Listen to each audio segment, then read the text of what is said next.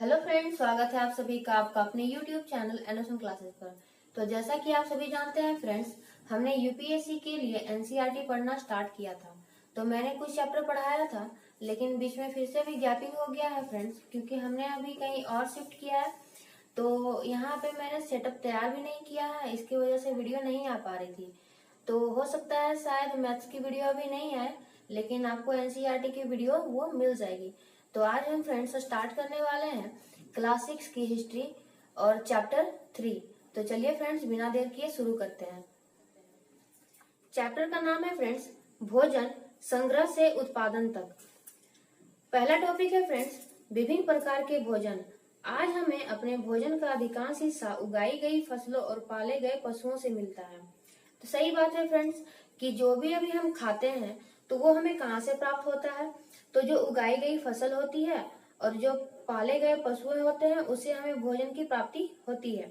भिन्न भिन्न फसलों को उगाने के लिए भिन्न भिन्न जलवायु की आवश्यकता पड़ती है। जैसे धान की खेती के लिए गेहूं या जौ की तुलना में ज्यादा पानी की जरूरत पड़ती है। ये तो आप जानते ही होंगे फ्रेंड्स कि धान की खेती में क्या होता है कि ज्यादा पानी की आवश्यकता पड़ती है, इसीलिए वो बरसात के टाइम पे ही लगाया जाता है।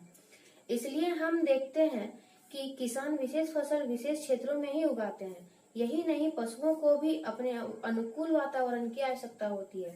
उदाहरण के तौर पर हम देख सकते हैं कि सूखी और पहाड़ी जलवायु में मवेशियों की तुलना में भेड़ या बकरी अधिक सहजतापूर्वक जीवित रह सकते हैं। कहाँ पे फ्रेंड्स? तो सूखी और पहाड़ी जलवायु में मवेशियों की तुलना में भेड़ या बकरी अधिक सहजतापूर्वक जीवित रह सकते हैं। अगला टॉपिक है फ्रेंड्स खेती और पशुपालन की शुरुआत। मतलब कि खेती और पशुपालन की शुरुआत कब हुई थी।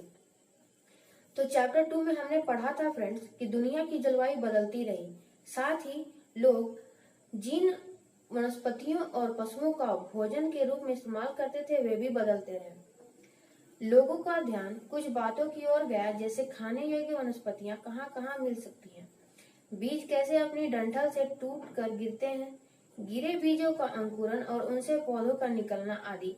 इसी तरह उन्होंने पौधों की देखभाल करनी शुरू कर दी होगी। चिड़ियों और जानवरों से पौधों की सुरक्षा होगी ताकि वे ठीक से बढ़ सके और बीज पक सके, और इस प्रकार धीरे धीरे वे कृषक बन गए होंगे। देखिए फ्रेंड्स, अभी कभी भी जैसे आप एक चना का दाना ही देख लीजिए, उसमें जब अंकुर होता है बाद में वो एक क्या होता है फ्रेंड्स कि वो एक पौधा का रूप ले लेता है अगर उसे आप कहीं पे लगा दे तो उसी प्रकार वो क्या हुआ कि जो प्राचीन मानव थे वे लोग किसी भी बीज को अंकुरित करके उसे अगर लगा देते थे तो वो पौधा बन जाता था। तो उस तरह वे धीरे धीरे करते करते कृषक बन गए। इसी तरह लोगों ने अपने घरों के आसपास चारा रखकर जानवरों को आकर्षित कर उन्हें पालतू बनाया होगा। और सबसे पहले जिस जंगली जानवर को पालतू बनाया गया था फ्रेंड्स, वह कुत्ते का जंगली पूर्वज था। यानी कि अगर आपको क्वेश्चन पूछा जाए कि सबसे पहले जो पाला गया पशु था वो कौन सा था या कौन सा जानवर था, तो वो कुत्ता था फ्रेंड्स। धीरे धीरे लोग भेड़, बकरी, गाय और सुअर जैसे जानवरों को अपने घरों के नजदीक आने को उत्साहित करने लगे। ऐसे जानवर झुंड में रहते थे और ज्यादातर घास खाते थे। अक्सर लोग अन्य जंगली जानवरों के आक्रमण से इनकी सुरक्षा किया करते थे और इस तरह धीरे धीरे वो क्या बन गए फ्रेंड्स? पशुपालक। तो अभी कुछ देर पहले हमने पढ़ा था कि वे कृषक बने और धीरे धीरे वो पशुपालक भी बने। तो फ्रेंड्स, अगला टॉपिक है बसने की प्रक्रिया। लोगों द्वारा पौधे उगाने और जानवरों की देखभाल करने को बसने की प्रक्रिया का नाम दिया गया है। लोगों द्वारा जो पौधे उगाए गए थे और जानवरों को जो देखभाल किया जाता था उसी को बसने की प्रक्रिया का नाम दिया गया था। अपनाए गए ये पौधे तथा जानवर अक्सर जंगली पौधों तथा जानवरों से भिन्न होते थे। जैसे फ्रेंड्स, अभी जो हम लोग घर पे कुछ पालते हैं और जो जंगल में रहते हैं जानवर, वो दोनों क्या होते हैं फ्रेंड्स? एक दूसरे से डिफरेंट होते हैं। इसकी वजह यह है कि बसने की प्रक्रिया की दिशा में अपनाए गए पौधों या जानवरों का लोग चयन करते हैं। उदाहरण के तौर पर लोग उन्हीं पौधों तथा जानवरों का चयन करते हैं जिनके बीमार होने की संभावना कम हो। यही नहीं, लोग उन्हीं पौधों को चुनते हैं जिनसे बड़े दाने वाले अनाज पैदा होते हैं। छोटे दाने वाले अनाज का उत्पादन करके कुछ फायदा तो होगा नहीं। हाँ, हो सकता है थोड़ा बहुत फायदा हो, लेकिन जो बड़े दाने होते थे उनके लिए ज्यादा लाभदायक होते थे। साथ ही जिनकी मजबूत डंठलें अनाज के पके दानों के भार को संभाल सके, ऐसे पौधों के बीजों को संभाल कर रखा जाता है। जैसे फ्रेंड्स मक्का, ताकि फिर से उगाने के लिए उनके गुण सुरक्षित रह सके। उन्हीं जानवरों को आगे प्रजनन के लिए चुना जाता है जो आमतौर पर अहिंसक होते हैं। इसलिए हम देखते हैं कि पाले गए जानवर तथा कृषि के लिए अपनाए गए पौधे जंगली जानवरों तथा पौधों से धीरे धीरे भिन्न होते गए। मिसाल के तौर पर जंगली जानवरों की तुलना में पालतू जानवरों के दांत और सींग छोटे होते थे। जंगली जानवर के जो दांत और सींग होते हैं फ्रेंड्स, आप भी जानते हैं कि बड़े बड़े होते हैं। और घर पे जैसे हम कुछ पालते हैं, जैसे बकरी हो गया, गाय हो गया, वो सब नॉर्मल है, वो हमें क्या होता है, हानि नहीं पहुंचाते हैं। और आप ले लीजिए, अगर बाघ ले लीजिए शेर, तो वो तो कोई नहीं पालता है। बसने की प्रक्रिया पूरी दुनिया में धीरे धीरे चलती रही। यह करीब 12,000 साल पहले शुरू हुई। वास्तव में हम आज जो भोजन करते हैं वो इसी बसने की प्रक्रिया की वजह से है। कृषि के लिए अपनाई गई सबसे प्राचीन फसलों में गेहूं तथा जौ आते हैं। उसी तरह सबसे पहले पालतू बनाए गए जानवरों में कुत्ते के बाद कौन आते हैं फ्रेंड्स, तो भेड़ बकरी। यानी कि सबसे पहले क्या उगाया गया था, तो गेहूं और जौ। और जो पाला गया पशु था वो क्या था फ्रेंड्स, पहले तो जानवर में कुत्ता, उसके बाद फिर भेड़ और बकरी। चलिए फ्रेंड्स अगला टॉपिक पढ़ते हैं। यहाँ पे साइड पे कॉर्नर में दिया हुआ है फ्रेंड्स कि अनाज का उपयोग प्राचीन मानव किस किस तरह से करते थे। तो पहला बीज के रूप में, खाद्य के रूप में, उपहार के रूप में और भंडारण के लिए। बीज के रूप में प्रयोग करते थे फ्रेंड्स ताकि उन्हें आगे उसे लगाया जा सके, उसे और भी कृषि किया जा सके। खाद्य के रूप में खाने में यूज किया जाता था। उपहार के रूप में, अभी तो हम मॉडर्न हो गया है थोड़ा जमाना, तो हम कुछ भी गिफ्ट किसी को ऑफर कर देते हैं, लेकिन पहले जो था लोग अनाज ही उपहार में दिया करते थे, या कुछ गहने हो गए जो पत्थर और मनके से बनाए जाते थे, जैसा कि मैंने आपको पहले पढ़ाया है। भंडारण के लिए, यानी कि उसे सुरक्षित कहीं पे एक जगह रखा जाता था ताकि वो बाद में उसे यूज कर सके। एक नवीन जीवन शैली, तो इसमें कुछ खास नहीं है फ्रेंड्स, मैं इस टॉपिक को छोड़ती हूँ और मैं इसे आगे पढ़ाती हूँ जहाँ आपके लिए बेटर होगा। तो यहाँ पे कुछ है भी नहीं उतना। एक टॉपिक है इसमें जो आपके लिए हो सकता है कि यूजफुल हो, तो मैं उसे पढ़ा देती हूँ। और यहाँ देखिए फ्रेंड्स एक टेबल बना हुआ है, तो वो आपके स्क्रीन पे दिखता होगा। तो यहाँ जो टॉपिक में लिखा हुआ है ये आप खुद पढ़ सकते हैं। मैं इस यहाँ पे जो टेबल बना हुआ उसे मैं आपको पढ़ के समझा देती हूँ। जैसे एक साइड पे लिखा हुआ है फ्रेंड्स अनाज और हड्डियाँ, कि अनाज और हड्डियाँ और पूरा स्थल यानी कि किस स्थान पे वो मिले हैं।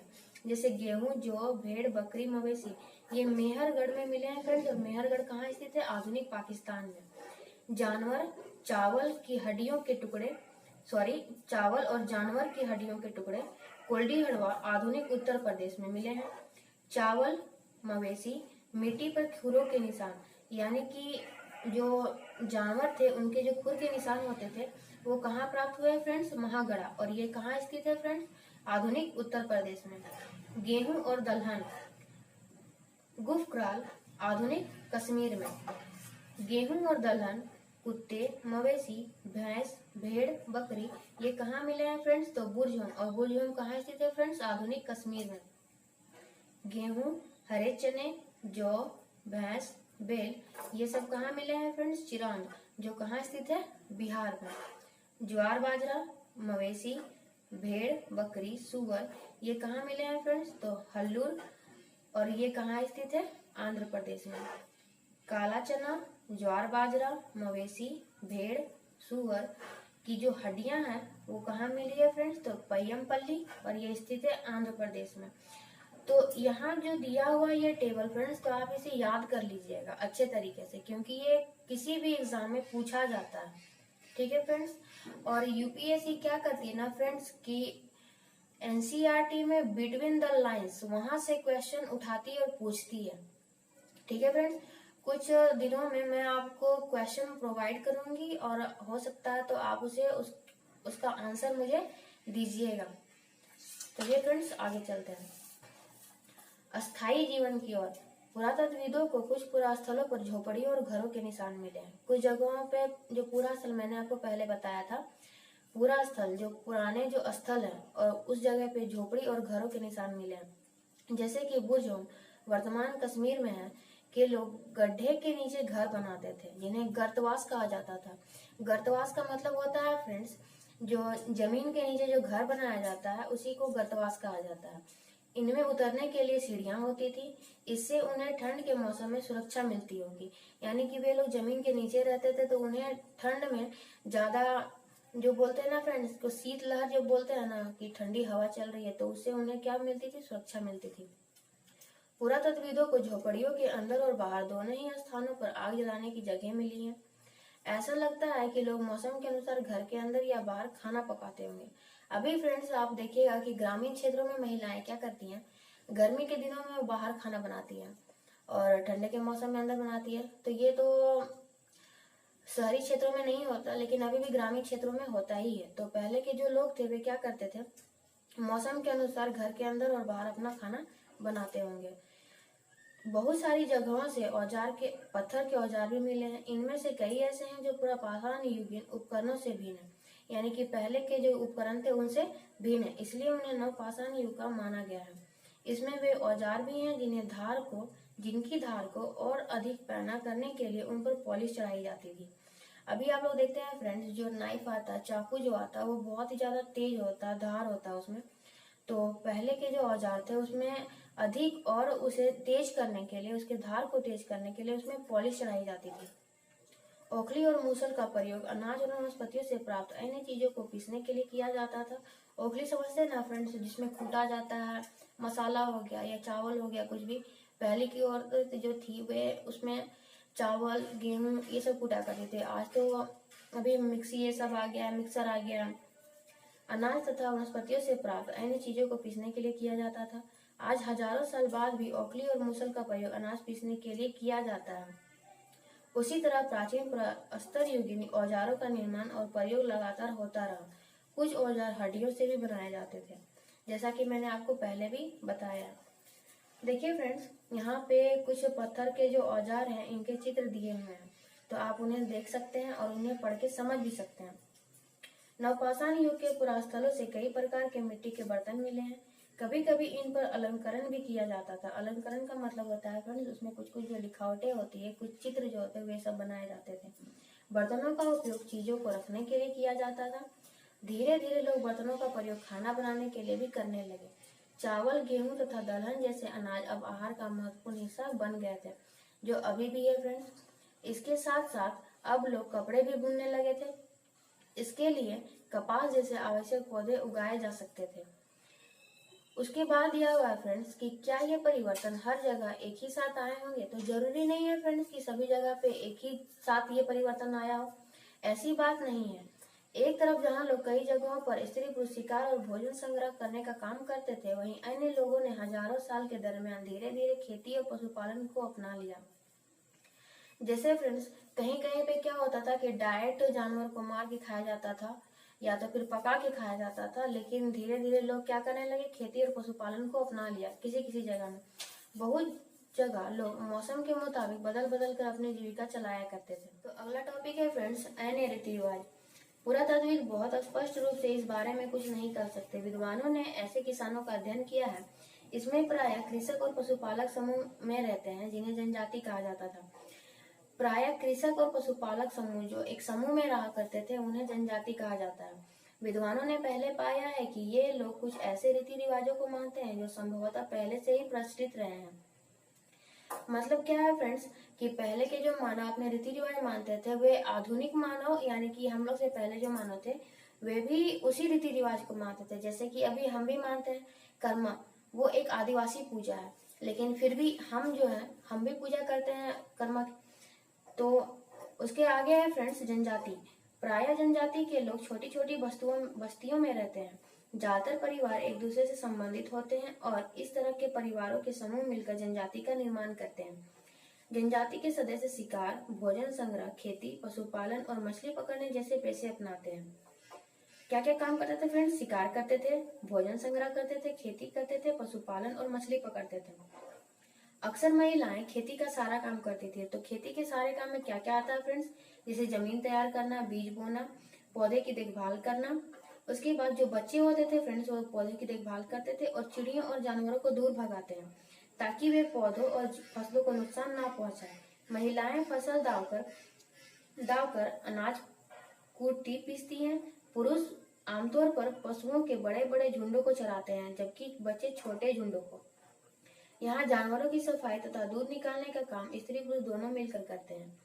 उसी तरह दोनों मिलकर बर्तन बनाने, टोकरियां बुनने, औजार तथा झोपड़ियां बनाने का काम भी साथ साथ करते हैं। गाना, नाच और घरों की सजावट भी उनकी जिंदगी का एक अहम हिस्सा है।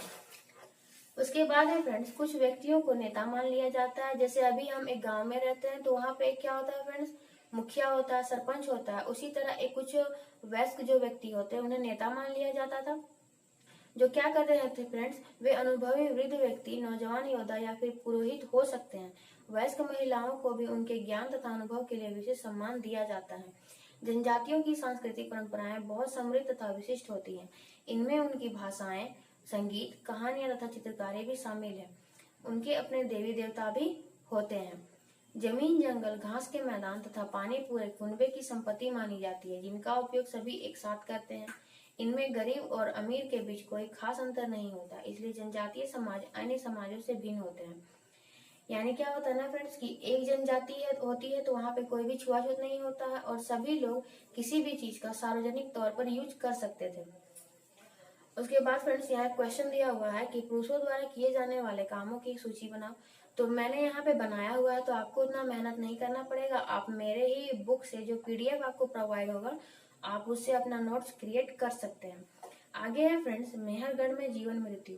वहाँ पे क्या है फ्रेंड्स कि मेहरगढ़ अभी आधुनिक पाकिस्तान में स्थित है। यह ईरान जाने वाले सबसे महत्वपूर्ण रास्ते बोलन दर्रे के पास एक हरा भरा समतल स्थान है। और यहाँ पे क्या हुआ था फ्रेंड्स कि ये यही स्थान होगा जहाँ पे सबसे पहले गेहूं और भेड़ बकरी पालना सीखा गया था।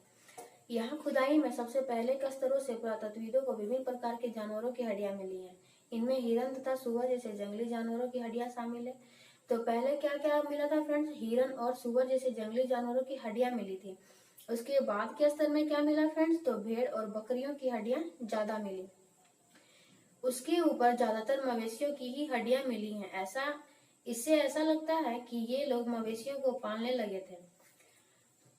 देखिए फ्रेंड्स, यहाँ पे छोटा सा एक बॉक्स बनाया, वहाँ पे दिया हुआ है गांव। गांव की यह विशेषता है कि वहाँ रहने वाले अधिकांश लोग भोजन उत्पादन में लगे होते हैं, यानी कि कृषि से कर सकते हैं अपने भोजन का उत्पादन। उसके बाद पशु को पाल सकते हैं। मेहरगढ़ में इसके अलावा चौकोर तथा आयताकार घरों के अवशेष भी मिले हैं। ये जो है जगह फ्रेंड्स मेहरगढ़, इसमें हो सकता है शायद आपको क्वेश्चन पूछ सकता है, तो वहाँ पे चौकोर तथा आयताकार घरों के अवशेष भी मिले हैं। प्रत्येक घर में 4 या उससे ज्यादा कमरे हैं, जिनमें से कुछ संभवतः भंडारण के काम आते होंगे। अगला टॉपिक है फ्रेंड्स, पहले और बाद के स्तर।